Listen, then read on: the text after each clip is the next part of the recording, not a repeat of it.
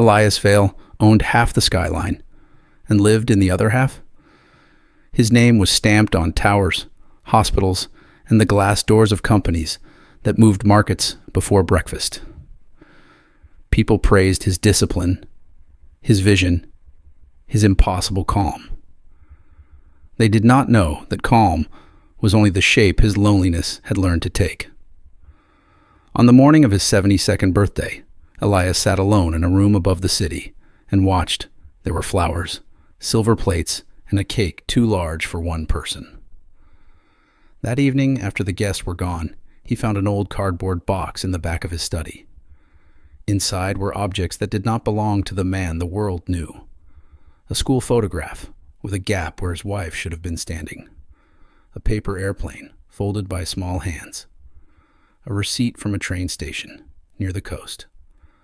A letter in his own handwriting, never sent. My son asked whether I would choose him, if I had to choose between work and home. He remembered the night clearly now. His younger son had been waiting up after a canceled camping trip, mud still on his boots, disappointment hardening his face.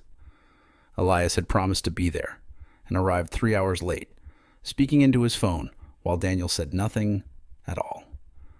Later, there had been more missed birthdays. When his wife became ill, Elias was overseas, closing a deal he could not even recall. By the time he returned, the worst had already happened, and the family had learned to live without asking him to stay. His assistant returned with one final envelope. It held a note from Daniel. There was no anger in it, only a request. Come alone tomorrow to the old harbor school if you want to meet your grandson. Elias did not sleep. The school had been closed for years, but the field still smelled of salt and wet grass. Daniel stood near the gate with a boy about 7 years old, his hands in his pockets, his expression guarded.